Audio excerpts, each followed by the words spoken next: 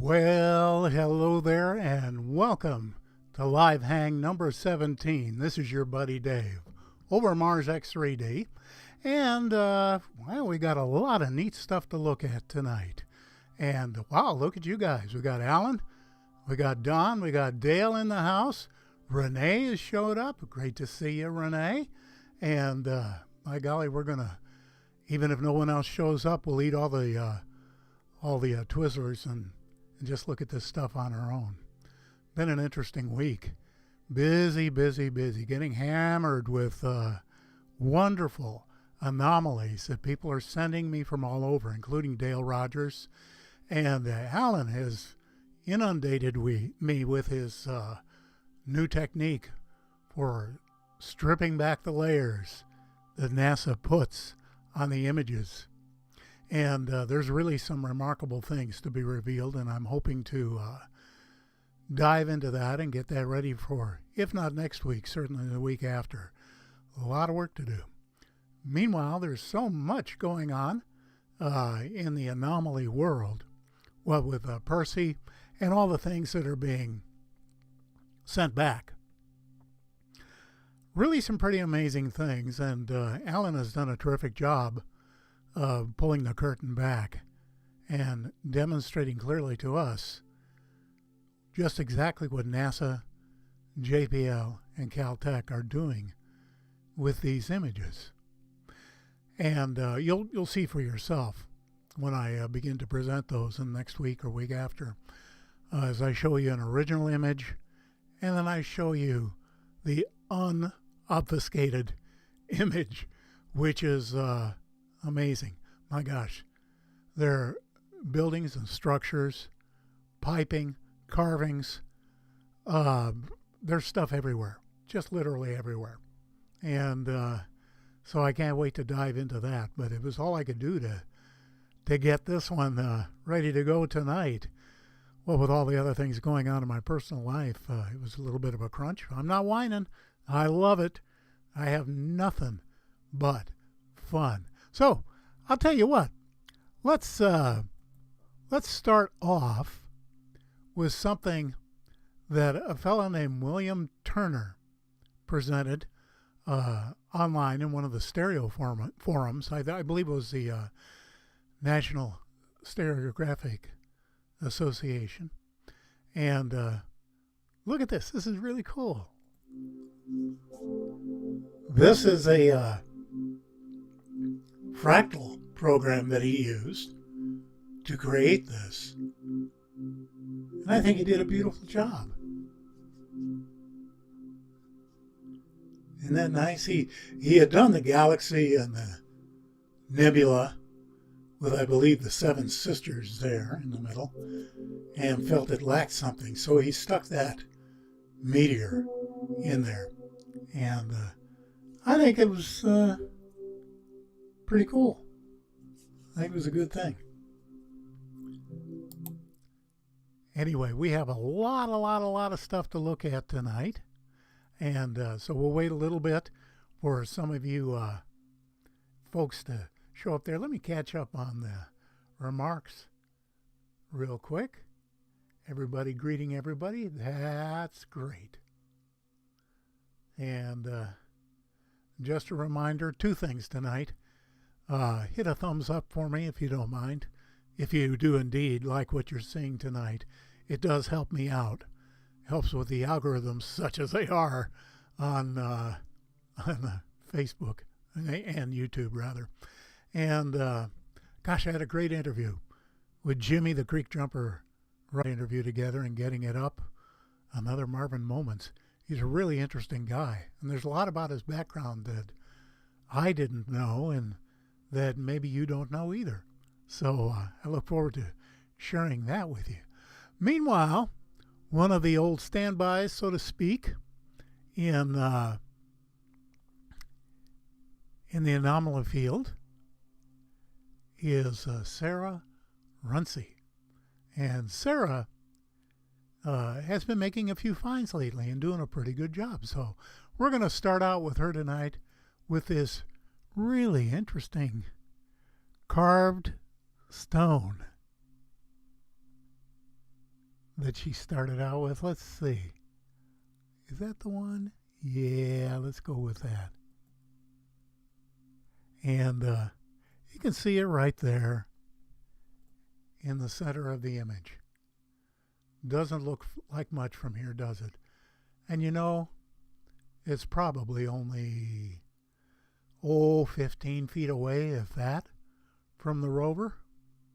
But as we get closer to it, you can see that there are markings on it. Not on the whole thing, of course. But still, there's some, you see those 90-degree angles?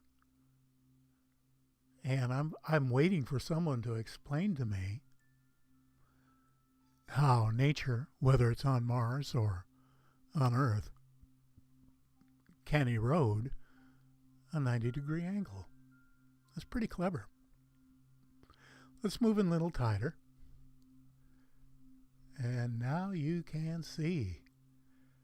Definitely looks like carving, at least to my eyes. Maybe it's not.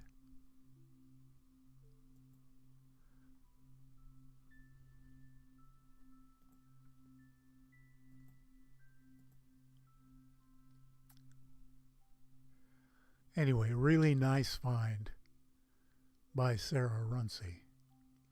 And here's another one that Sarah offered up this week. And this is from a Gigapan by Keith Laney. And you can see it there at the top of the hill inside the circle there. Again, these things rarely look like much from a distance, and so that's why when we examine the various gigamacros and gigapans and various images from NASA, that we move in real tight and try to pick up what we can find at high magnification, like this, for example. If you're looking at that in X3D, which I certainly hope you are, then you can see that this is anything but a rock. It looks like a mechanical device, especially that box-like situation on the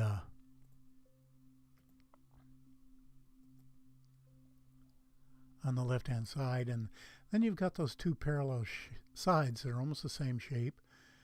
You look between that and the box, and of course the box has that nifty little handle on it and regular markings, 90-degree angles, it's cubical.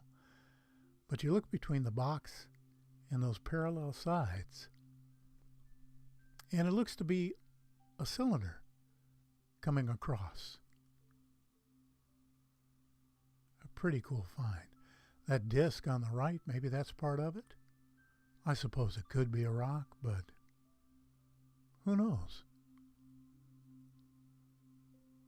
And as usual, there are more than just those anomalies in the picture. I'm sure you're seeing a lot more than I'm seeing right now. But trust me, after spending 2 to 5 hours on each image, I'm aware of every grain of sand in that sucker. I don't mind. It sure beats working.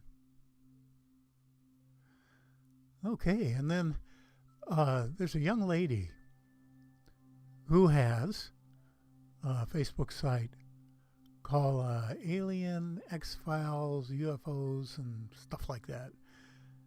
And her name is Maria Conceição Coelho. I still have trouble. My Portuguese really is not very good. But she had pointed this out this past week, and I thought that was worth diving into. Well, by golly, Granny made it. Hi, Granny. 43 pigtails. Boy, you light up a room when you show up, my dear. And yeah, Dale and Renee, yeah, it does look like a hinge on that boxed part. I think there's about a 30 or 40-second lag between my streaming here and when it shows up in front of you, so that's why I don't always answer your questions straight across. And by the way, you're noticing that I'm putting in those fusion dots once again this week, going to all the extra work so that it makes it a little bit easier for some of you, and certainly for those of you who are brand new to X3D viewing. Anyway, Maria's mystery object is over there on the right. Very strange looking thing. Let's get a little bit closer to it and have a look.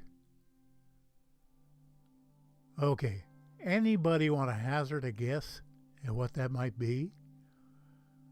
It almost looks like some kind of very large seed pod, doesn't it? I mean, come on. That is really, really strange. It's got those concave divots out of the dark stuff. It's wrapped in a lighter stone or whatever that might be. I don't know. But I can't help thinking that that's a seed pod of some kind.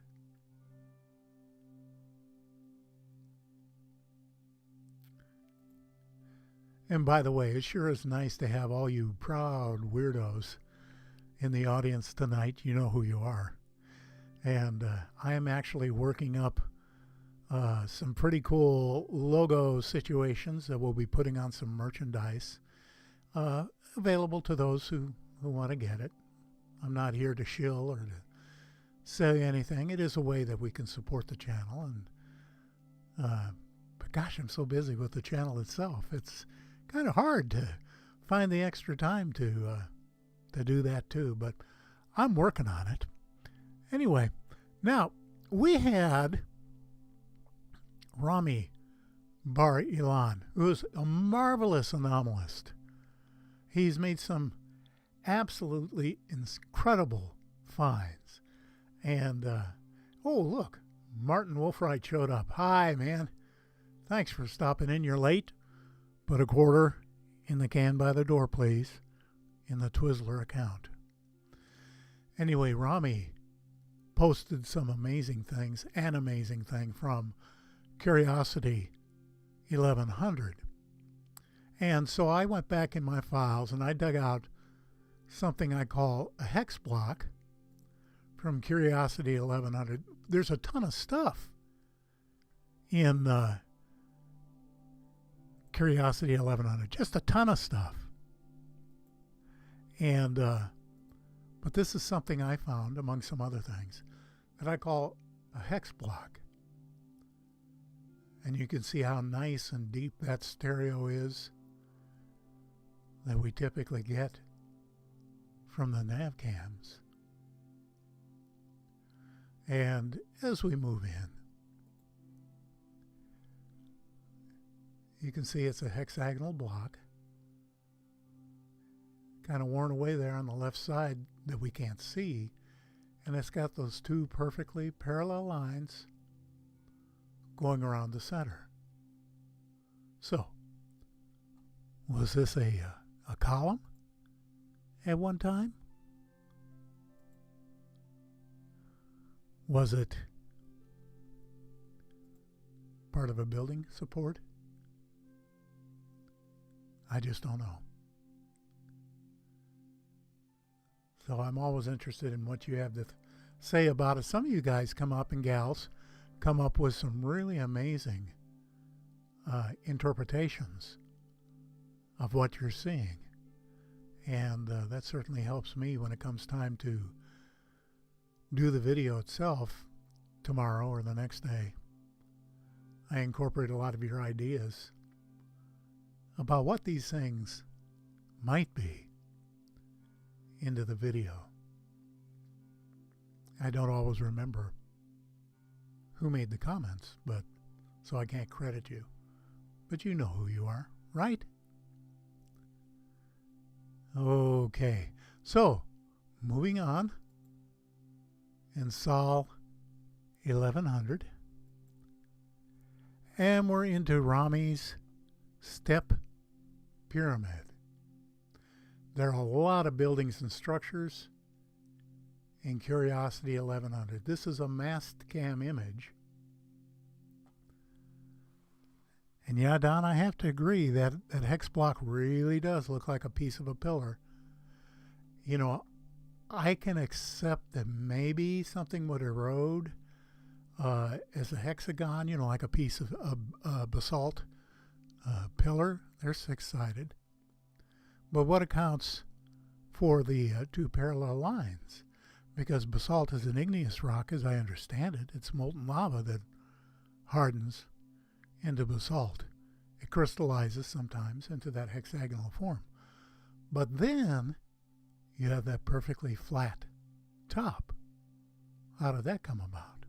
Anyway, here we are back in the Mastcam image, which I found and pulled up since Rami doesn't cite his work. And you can see it over there in the green box. Are you ready for this? Check it out. Is that beautiful or what? A great big step pyramid with a big square base and a square structure coming off the front of it. Now, please don't tell me that's a pile of dust or sand, or that formed naturally. And of course, there are many, many structures in 1100. As a matter of fact, we're going to go over to another part of 1100 and take a look at this. Inside that white box, long ways off. That's right, Don, it's just a rock. You'll sleep easier tonight if you believe that. Way off there, maybe 2 kilometers at least. See, I wanted to sound hip by using a metric system. We really don't have metrics to work with on the Mastcams, unfortunately. And then in the green box up above, a whole bunch of structures. Now, bear in mind, these are going to be a little fuzzy, okay, because we're at an extreme distance, and these are right at the breakup point. But let's look at the one in the white box first of all. Isn't that beautiful? You know, when I look at this, first of all, I see a step pyramid. I see what might be steps going from nearly the ground up to the top on the sunlit side, on the left side.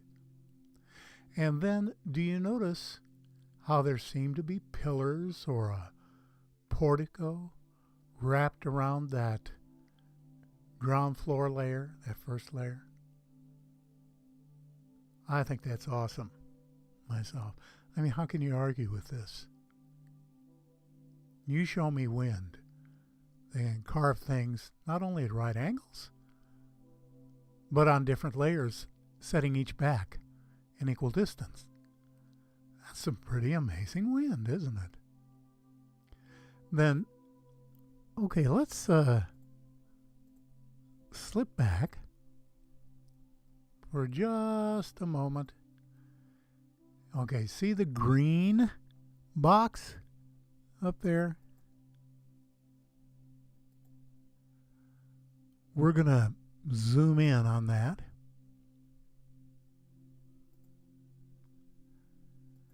And have a look at what's in there.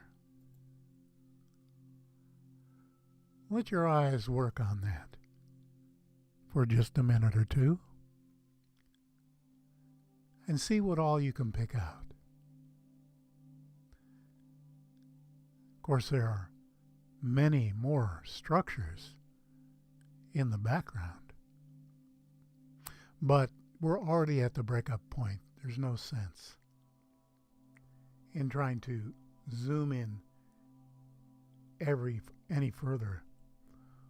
Don, I couldn't agree with you more. You know, with access to custom-built, super high-res cameras, the pictures we're getting back are garbage. And the Nikon P1000 is an awesome camera. That's what Jimmy uses. And by the way, Jimmy Roberts has started a new YouTube channel called The World of UFOs Official. And he has pictures he's taken himself of UFOs with his Nikon P1000. And as I say, he's an interesting guy and he doesn't kid around. Okay, so you've had a moment to look at this. So let's do a quick inventory and see if we can't pick these things out one by one. And yeah, Gentry, I think you're right. I think it is a city. And Don, I'm jealous. If you have one, that makes me extremely jealous. But did you notice, okay, the pyramid off on the left? That is a perfect pyramid. And it appears to have an opening or something on the left side.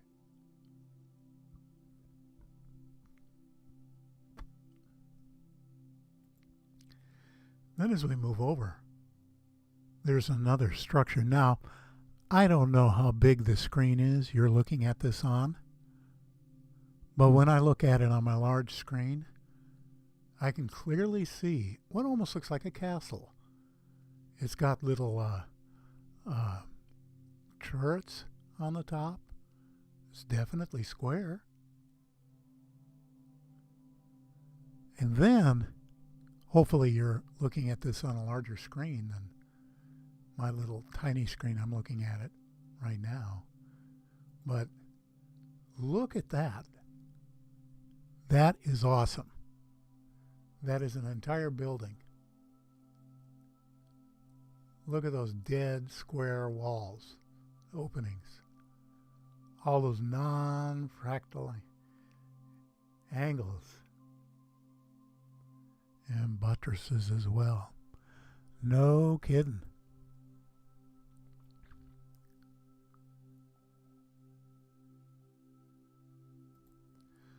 Okay, I'm back for just a minute. And welcome aboard, one and all. Let me just check the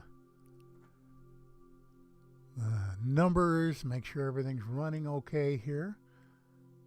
You know, some guys do it flawlessly, like Chris or Jimmy or some of the other real pros at this. I'm still kind of in a learning curve.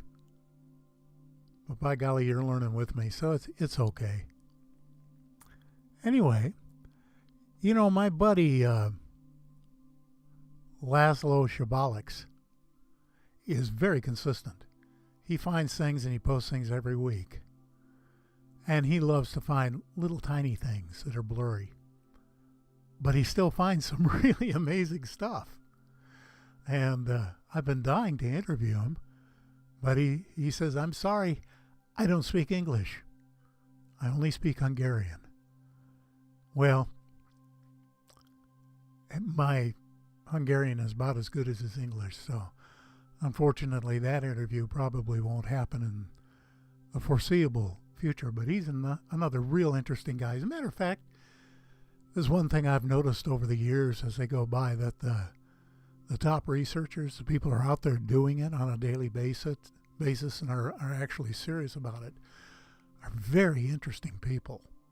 They have unique and multifaceted lives, and I'm proud to know them. Okay, on to Laszlo's cool thing, which is he found a screen last week, and by golly, here's another one. he found. And as usual, it's on the edge of the picture, almost off the frame. Now, you would think that maybe NASA would raise the camera a little bit, or maybe drive over there 5 feet and get a closer look. Oh, I know you can't really see what it is. And yeah, Don, I asked him about translation, and you know what, that'd end up being just a cluster, because it's with the interpretation time, and you know, English to Hungarian, Hungarian to English, me responding, it would go for hours. It's just, I'm afraid it wouldn't work. Anyway, let's zoom in on this rascal up there in the left-hand corner inside the yellow target. And there it is. See it behind the blue boulder? It really looks like a computer monitor, doesn't it? What else do you know that is cubical? It has a blackened screen when it's not in use. It almost seems to me that the Martians, or the international corporate conglomerate that's up there, stopped using throughout their computers from the 1980s, 1990s. Because I haven't really found any flat screens. But yeah, it does look like an old CRT monitor, doesn't it? Let's sneak in just a little bit closer. Not a lot of detail, except to say that it almost looks like that housing is made out of a polymer, doesn't it?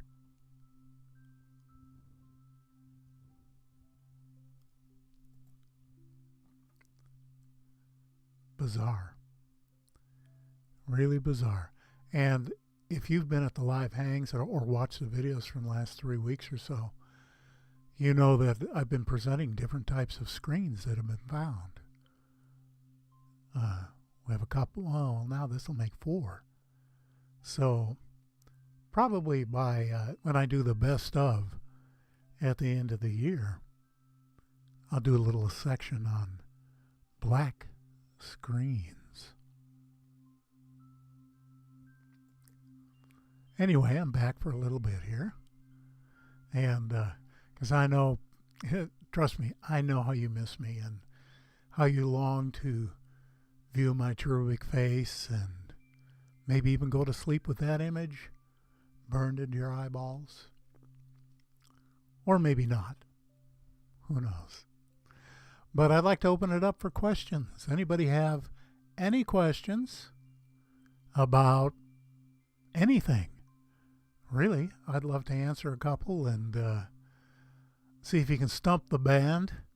Many of you know that I was a professional musician for my entire career. Well, among many other things, but that's what I did the most of.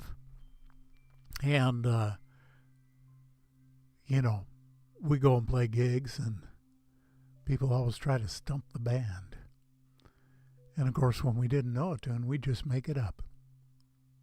It's a real handy skill to have. Anyway. Okay, and I know there's a 30-40 second lag here. If you all don't fire some questions on me, and I'll just move on. You know?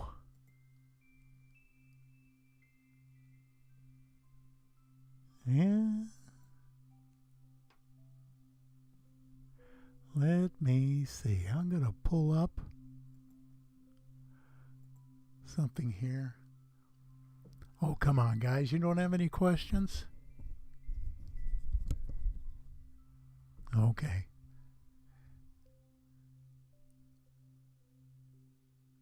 Oh, yeah.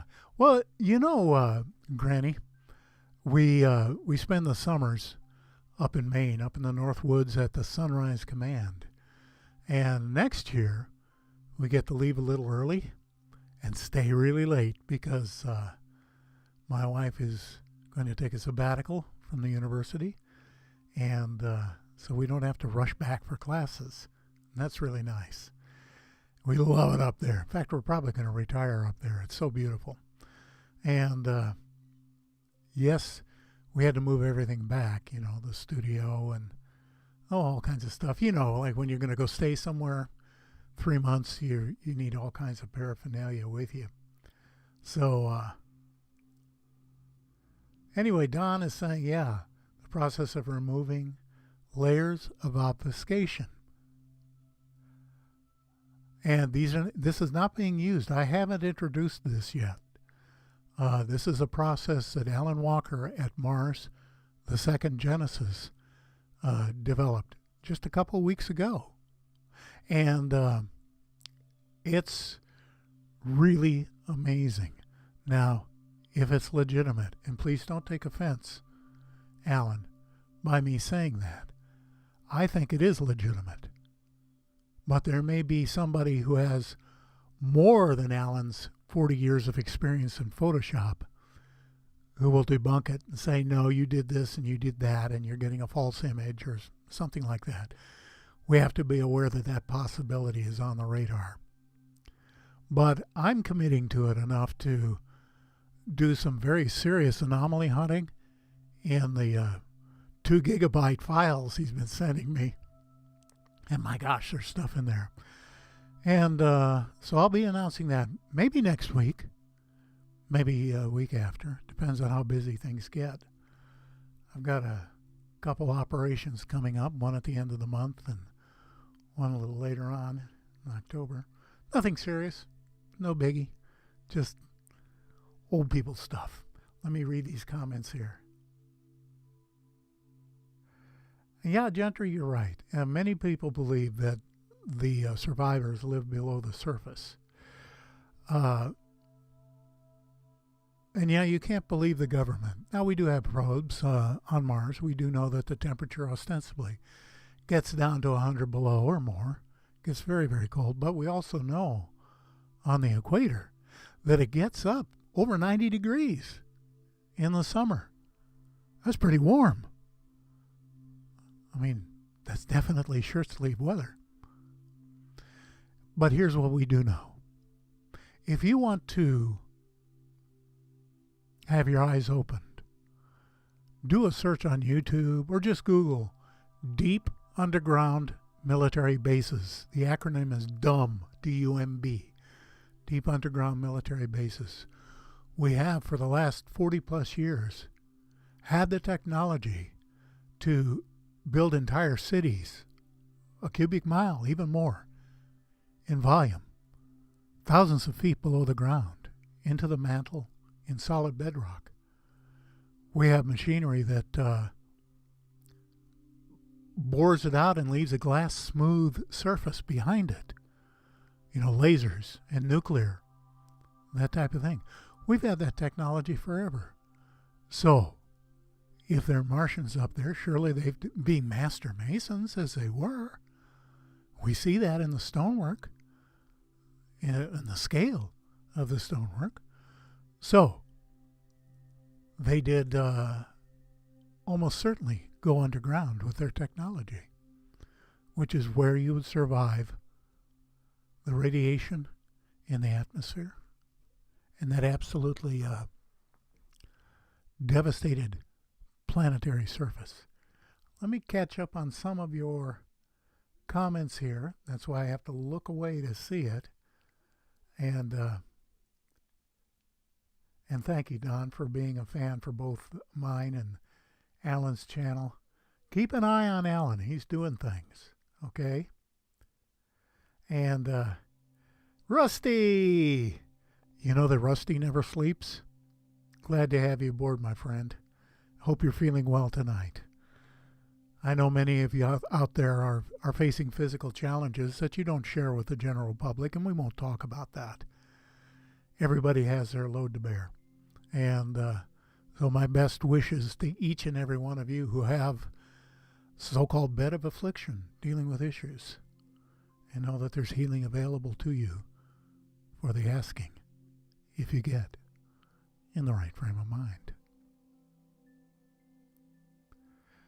And, well, Don, I'd have to, he says they don't even have the tech to bore under the ocean.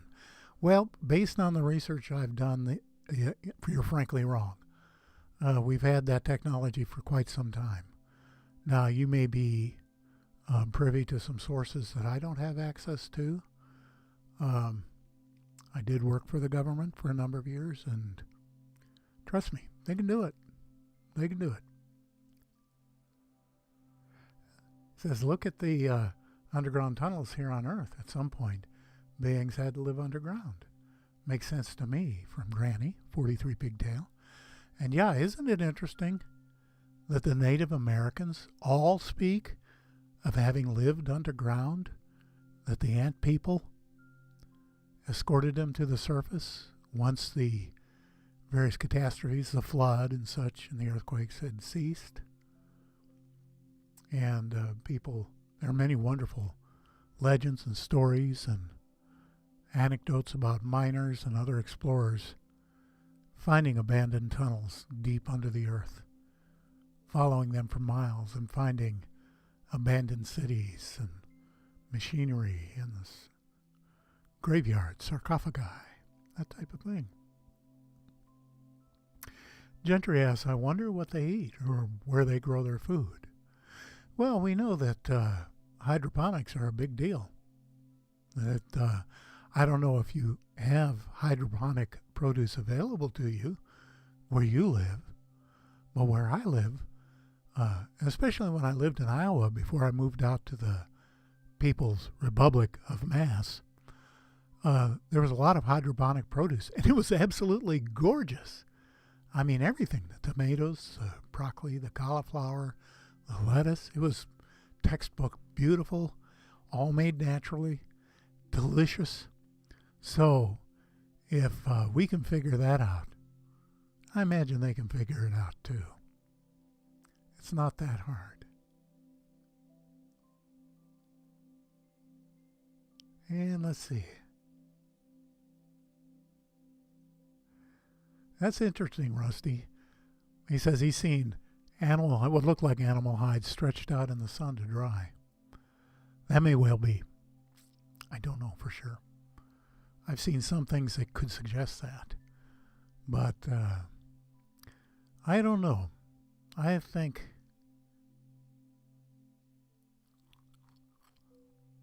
okay, Alan says he found a bear the other day. And just playing devil's advocate with you, Alan. Okay, first of all, you need a mating pair.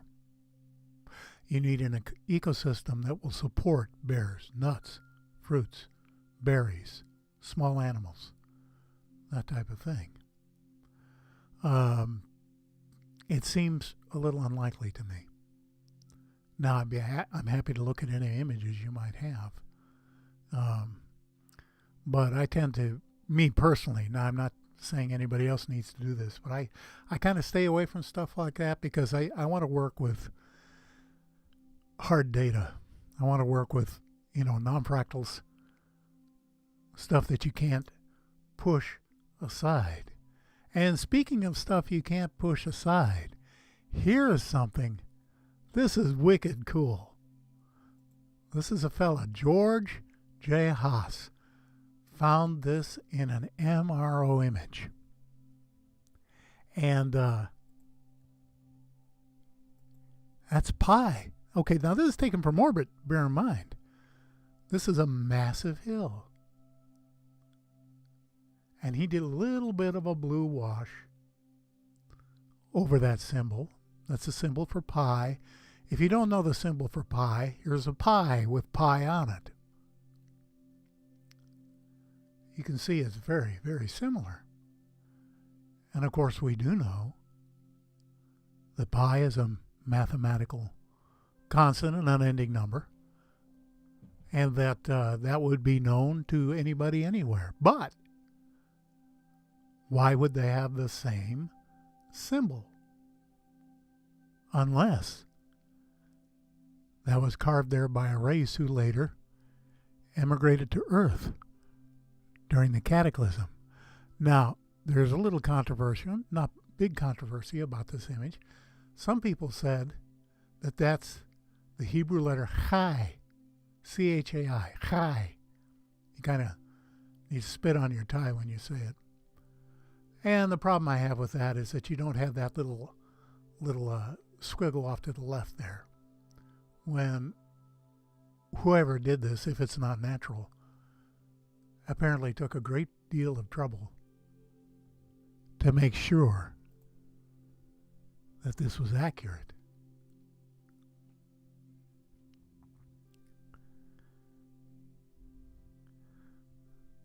Okay. Yep. And as you can see from the, let's go back to the pie on a pie.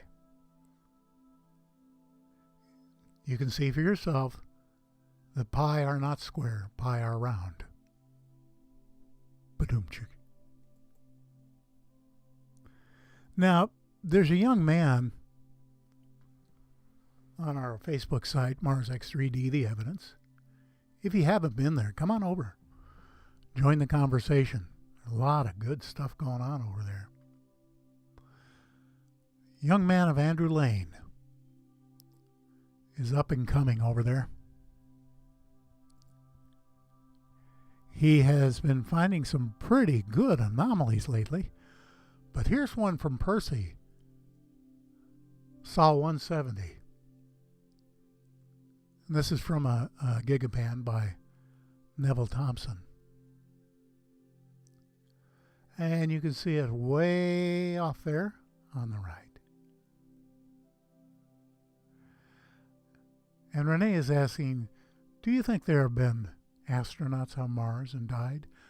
I believe so. I believe so too. I personally believe that we have been on Mars since the early 1960s. And that if you're to believe some of the things that Corey Goode and Andrew Basiago and some others have said, there's a presence on Mars for the last 50 years, 50 plus years, 60 almost. And that it's basically ruled by 3 races, humans and 2 alien races. And that the humans there are the international corporate conglomerate, which is why they're keeping all of this technology secret, and that they are harvesting slaves, which they bring there, process at the Lunar Operations Command on the backside of the moon, and they are the breeding stock and slave labor for all the underground manufacturing facilities, apparently. Again, going on with this apocryphal story. Humans are unique in the galaxy anyway, if not the universe, because we're very clever as inventors. We make all kinds of technology that other races, well, they focus on other things, and so they're very happy to purchase our technical goods. Now, by purchase, I don't mean with greenbacks. They barter and trade with their own technology, with other things that the ICC finds valuable for whatever reason. And you know, if any of that's true, it's really horrible. It's truly horrible. The slaves can exist anywhere nowadays, but they do on this planet, so why not on Mars? Okay, enough talk about that. Let's zoom in on Andrew's jug. Ta-da. Now, is that cool? First of all, it's round. Second of all, it's got that great triangle with a dot in the center. Is that an all-seeing eye upside down? I don't know. But then look at all those markings and carvings on the surface. Those hatch marks that look like herringbone tweed, and the cross there towards the left side, and a square and circles, and I don't know. That really looks artificial to me.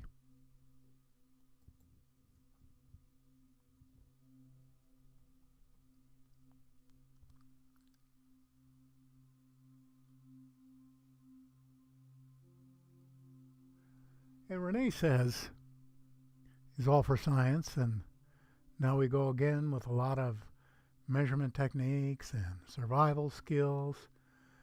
Like those are there, but not for our race. I think we need more of ourselves. Yeah, it may be. Well, Rusty,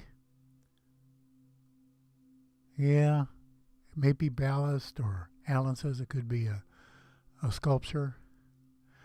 You know, with the proliferation of rocks available not only on Earth but on Mars, most seafaring races used, if they weren't laden with a cargo that was basically waterproof and could act as ballast, they would just load rocks into the keel storage until they had the proper amount of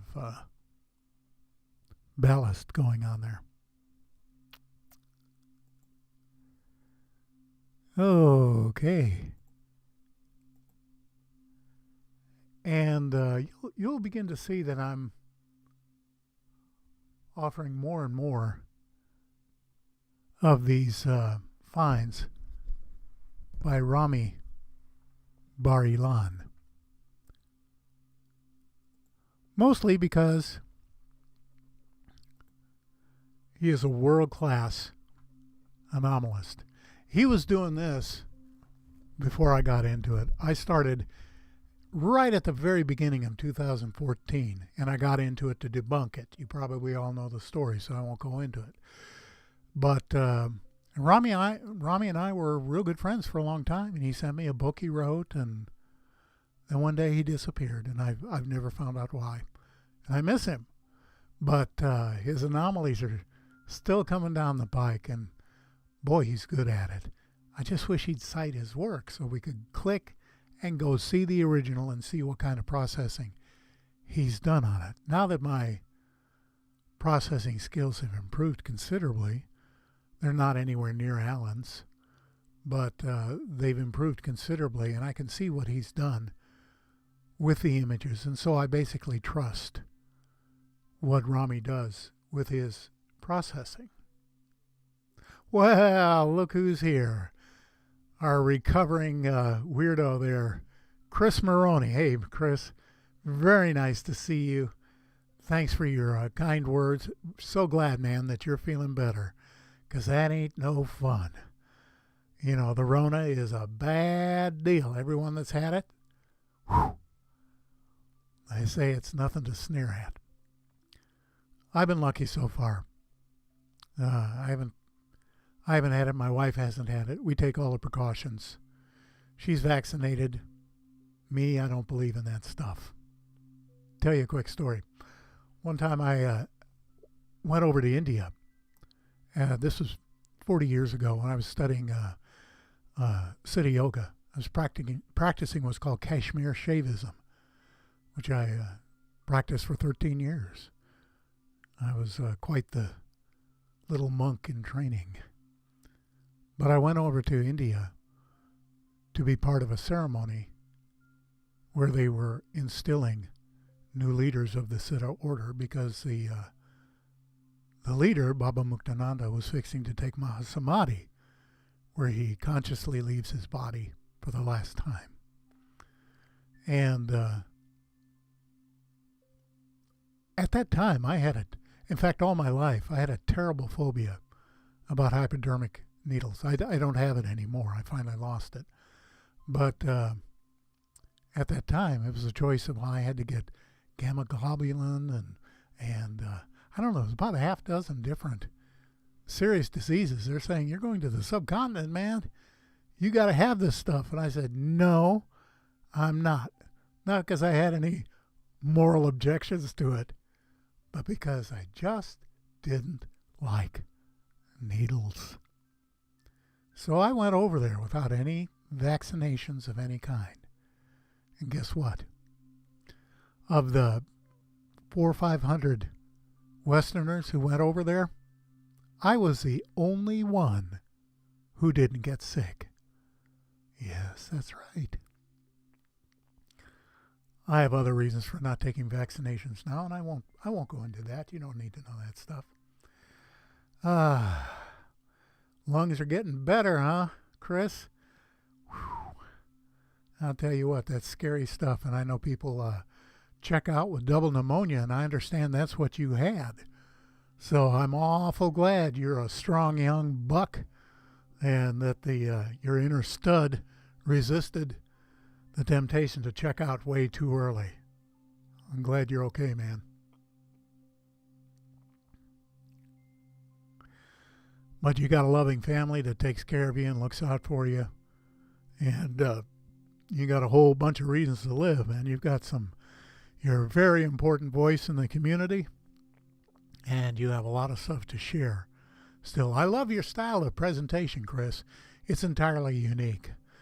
I can't do it that way, and I don't know that anybody else can.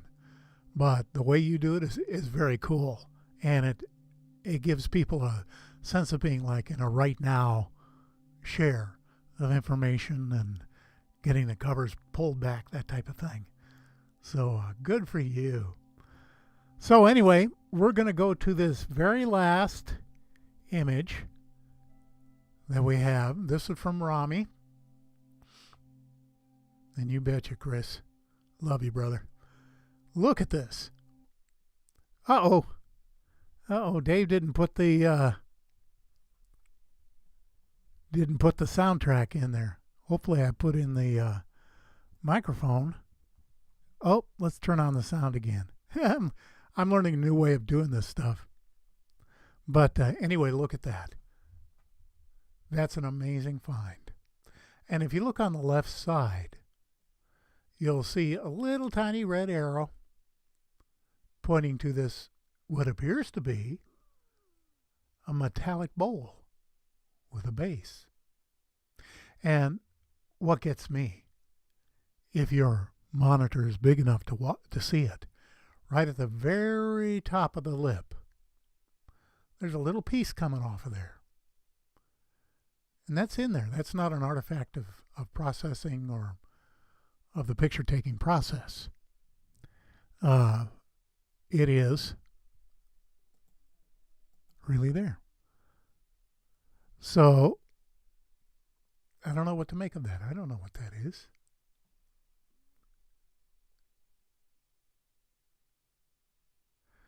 Well, Dale said his 105-year-old stepmother recovered. Oh my goodness. That's so impressive. That's one rugged lady. That is amazing. Sorry for the drop off on the sound. Hopefully it'll come back here. There it is.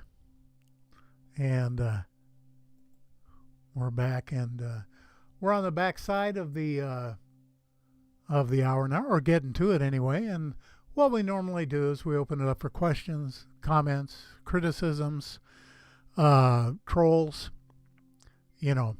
anybody who wants to say anything or pose the unanswerable question to Mr. Wizard here. I really don't know that much. I'm just old enough to think I do. So give me a try. Yeah, you guys can if it's anything digital, you can easily baffle me in no time at all. I'm just barely figuring out OBS, the streaming software, and just barely starting to walk in Photoshop and some of the other stuff I'm doing. But I won't give up. I keep doing and keep doing. And when I hit a stone wall, I do what every other person does. I go to YouTube University and dive in. And hi, Randall. Thank you for your kind comments, sir. I appreciate that very much. And Renee is saying it's part of an old rocket. Oh, I wonder. I already said the astronomers of the 1960s. Well, okay. That could be better. Oh. Yes, I will keep digging, Randall. That's where I get my kicks nowadays. Not on Route 66, but on Mars. Okay, Mars, Alan is asking a technical question about compositing in 3D. And here's my deep dark secret, and as far as I know, no one else is doing this. Since I'm on a Mac, I use, oh golly, what's their thing called? Keynote. That's right. I use Keynote, and I form a palette. What I do is I make a square shape, I import, I make an image fill, and I size it so I've got the entire image. And then I make the data bar, and I have a palette on the lower half of the screen and also on a separate slide where I have all these different elements that I utilize on a regular basis. So I can just move them around or copy paste them. And so here's what you do. Say for a data bar or text. You find a place where you want to put it in the left image. Then you hit Control D and duplicate it. You move that over to the right image. And you align it with the one on the left, which on a Mac, in Keynote, you just move it until you get a yellow line through the center. And then you can use your arrow key to adjust the parallax or the z-axis. So you can move it in and out, away from you or towards you. And it takes a little practice, and of course you're doing it all in X3D. You have to do it in X3D. You can't wing it. And now there are ways to put text in Stereo Photo Maker, or SPM as we call it, those in the trade. And but you know, I like the fonts and the colors and the widgets and the various things that are available in Keynote to use. And the temptation is to get too cute by far, too cute by half anyway. And I still fight that tendency. I'm trying to keep it down to a dull roar and focus more on the image than on my stuff. So I'll put in a data bar that has the title, whether I've given it or the person who found it gave it, and the discoverer, and the mission and sol, and whether it's from a gigapan or a gigamacro, and I credit that person. Then I put in a short URL of a link directly to that image in the data bar. So all you have to do, it's very short, it's super easy to type. Or you can just go down in the description in the video and there's a clickable link for everything. So you can go to the original image. That's called citation. And that will allow you to see whether I've doctored the image. There are a lot of anomalies who get real busy with the dodge and burn tool and other tools. And they tend to falsify the image. And as you've heard me say, pixel integrity is the rule of the day. I only enhance what's actually there. I go into high mag, like into the pixels, and I work with what's there. And I never put in what I wish was there, or what I think might be there, or especially anything to falsify an image so I can get more clicks and make lots of money. I could care less. I want the truth. I want good solid anomalies that you can appreciate. Okay, let me dive into some more of these comments. And anyway, Alan, that's how you do it. You go into Keynote, or if you're on a PC, you can use PowerPoint. You can generate your logos. You can do what you need to do in Photoshop or any other program and import them into PowerPoint or Keynote, dupe them, and size them up just like the image. Move the parallax around until it's where you want them to be. And it's a lot easier in the Stereo Photo Maker as far as graphics and text. And let's see.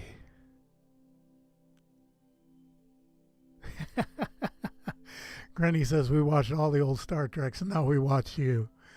Yeah, well, that was a great show. And you know, my wife and I watch it when we're up in Maine. They have it on from like, I don't know, 6 o'clock at about 4 in the afternoon until midnight or later. Of course, we're old people. We don't stay up late, but we get our fill of Star Trek while we're up there, and we have a ball. And Rusty, you're welcome.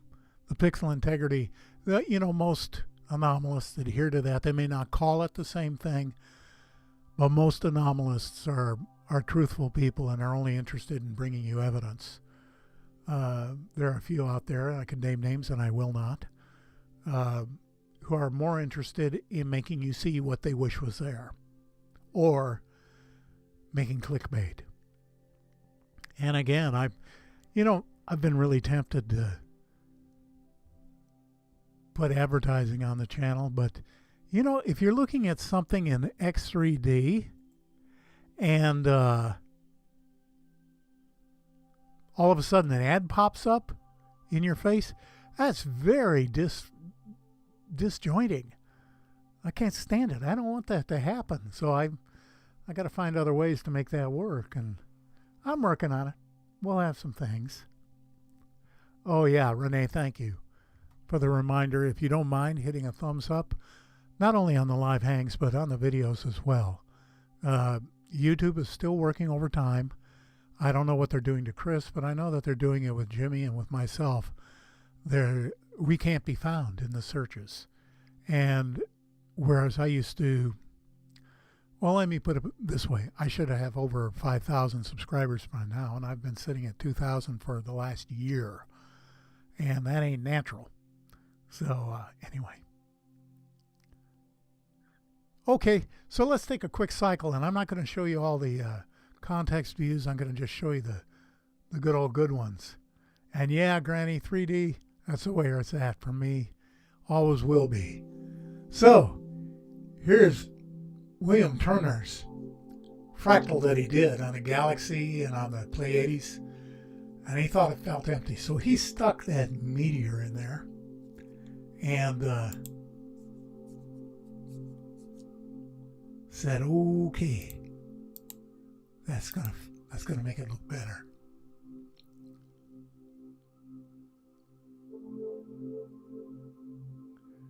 Hi, AKA Man is here. Yeah, you can always catch it online, you know, later on after it's been put up on the channel. It's always fine to come late as long as you put your quarter in the coffee can by the door, so we can add that to our Twizzler account. And, you know, in the interest of transparency, I have to make a confession. When I went up to Maine last May. Hey, good night, Chris. Thanks for stopping by. Always an honor to have you in the audience. And glad you're on the mend, brother. Keep doing what you're doing. I'll be by to check you out. And everybody else, if you're not already a subscriber to Mars Anomalies and beyond, by all means, get on over there, because that's hard-hitting stuff that you won't find anywhere else, including this channel. We do a separate thing. We're a different thing altogether. But yeah, here's something found by Sarah Runcie. A beautiful carving.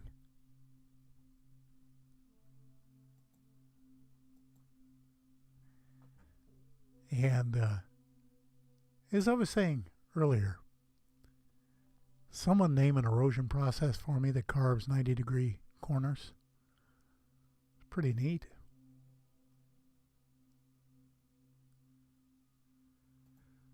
Then here's one from Maria, from Mary. Maria, let's see if I can say that. Maria Conceição Coelho. And a mystery object. And you know, man, that thing's strange. Inside the box there. Hey, planetary protectors in the house. Good to see you, brother. Take care, Chris. And PP, thank you for coming aboard. Anyway, I was confessing all, and I chickened out, but I'm going to confess it. Before I left for Maine, I cashed out the cash drawer and I bought a big bag of Twizzlers, and then we didn't do a live hang all summer, and somebody ate them. I don't know who, but if I ever catch them, they will be disciplined.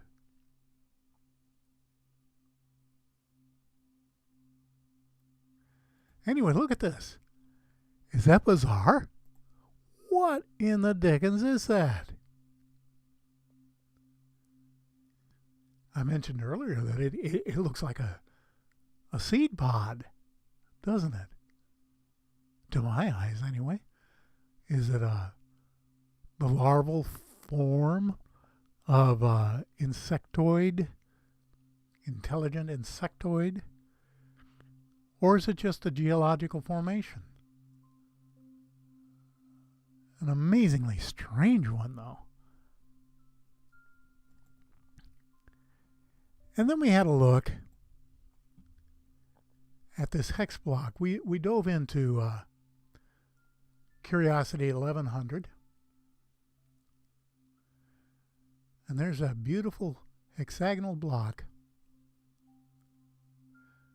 with a flat top and two perfectly parallel lines around the center, around the middle. And of course, basalt makes hexagonal columns, but it doesn't break flat on top, nor does it have parallel lines around the middle. So methinks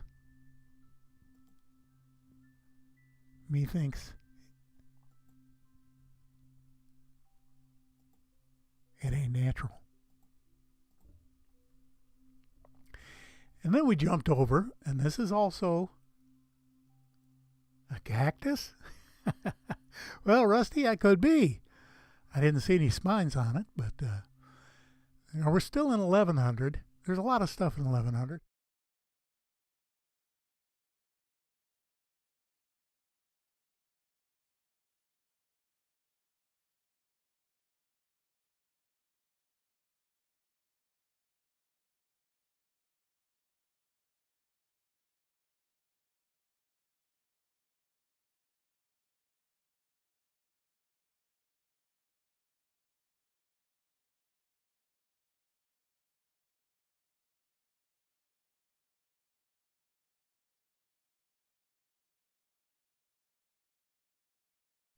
Look at this one.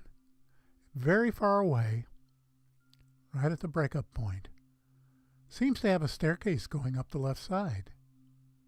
And if you look down from the top, 1, 2, the third one down from the top on the shaded side, it looks like pillars or portico of some kind.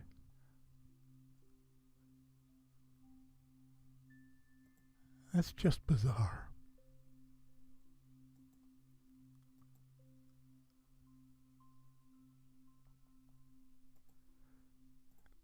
And then just above this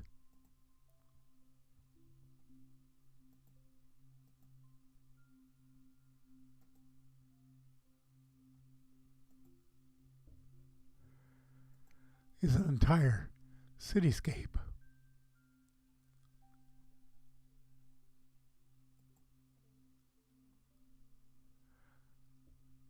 And as your eyes acclimate to that, you can see all the different structures. I pointed out that pyramid over there on the left side. And then there's this, like a castle, over to the right.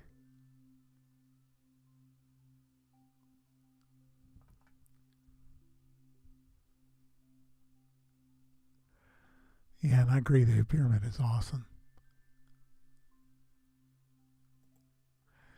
And then there was this long rectangular structure over on the right. There is just no way that that happens naturally.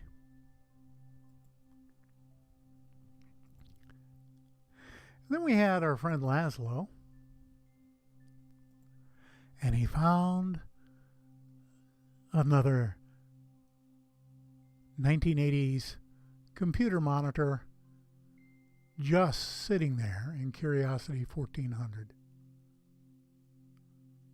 Boy, is that strange. I would love to know what that is. I really would.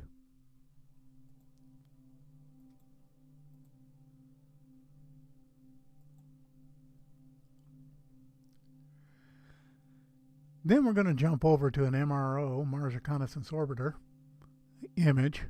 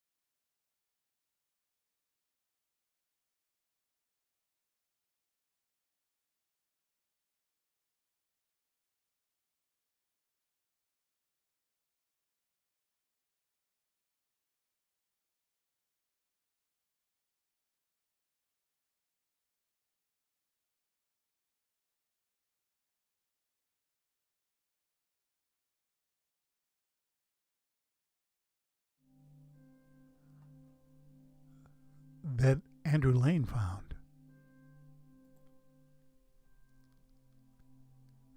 And boy, is that neat. That is so distinct. He came in and said, me and Chris are the drug of choice for you. Okay. Gentry says he's seen ships that resemble pie. That's true.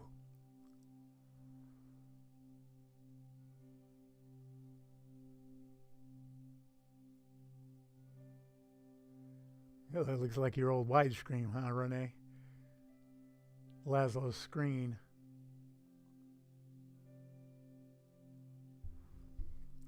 Well, and you know, you could be right, Don. I should flip it up and upside down and see whether it looks more like something else if it's upside down.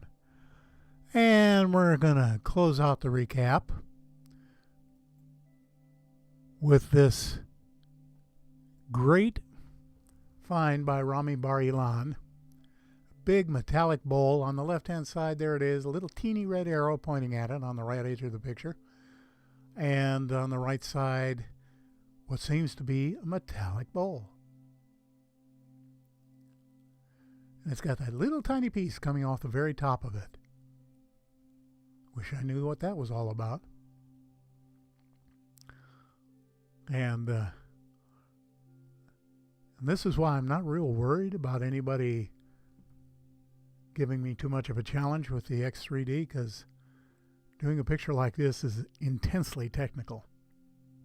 To have two different 3D views side by side in a side-by-side view, that's I'm not patting myself on the back. I'm just saying that there are, you know, issues you have to get under your belt before you can pull stuff like that off.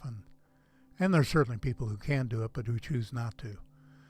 As far as I know, I'm the only X3D Mars anomaly guy on the planet. But tell me, if you find any more, please tell me about it. I'd love to know. I'd love to see what they're doing. Of course, Alan Walker over at Mars, the second Genesis, is doing his own X3D. And of course, he's an expert in Photoshop, way beyond my paltry level of skill. And so his pictures are crystalline and pure in nature and in makeup. So by all means, give him a little bit of love. And AK is asking, well, that's incredible, though. Why haven't we seen that before? Well, same reason we haven't seen any of this other stuff. It's a managed agenda. That Brookings Institute report back in 1960, I think it was, is haunting us to this day, over 50 years later, over 60 years later. Come on. If people find out about aliens, that's the end. Religion will collapse. Wall Street will collapse. The world will go mad, and we'll be eating each other before too long. Well, we may be eating each other before too long anyway, but that's a bunch of hooey. But once you start it, you can't stop it. And it's a managed agenda. And as I mentioned earlier in the program, Alan has developed a way to remove the obfuscation from the images and revealing some truly remarkable things underneath. And I'm hoping to have a video ready to present that next week, next episode. And I'm just reading here. And Martin says, yeah, I think they went underground. Sure they did. And I don't even think they had to chuck the rubbish, man.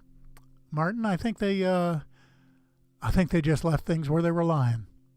You know, you have to remember, it was a global cataclysm. And for you Lutherans out there, it would be catechism. And what happened is that when those nuclear blasts went off, which were beyond imagining huge, it blew off a good part of the atmosphere, created probably disturbed the axis, global-sized quakes. The oceans were sloshing around as they boiled off into space. And some retreated underground. There's always an aquifer, we know that. And some retreated to the poles, but most of it just boiled off. And you couldn't breathe the atmosphere, and everything is humming with radiation. So those that were lucky enough to be underground stayed there and just left things where they were.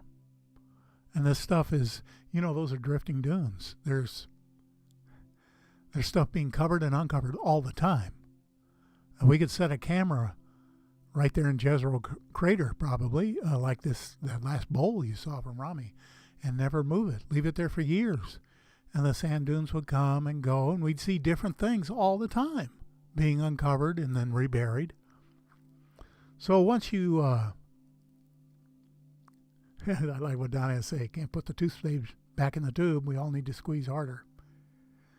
And yeah, AKA better late than never.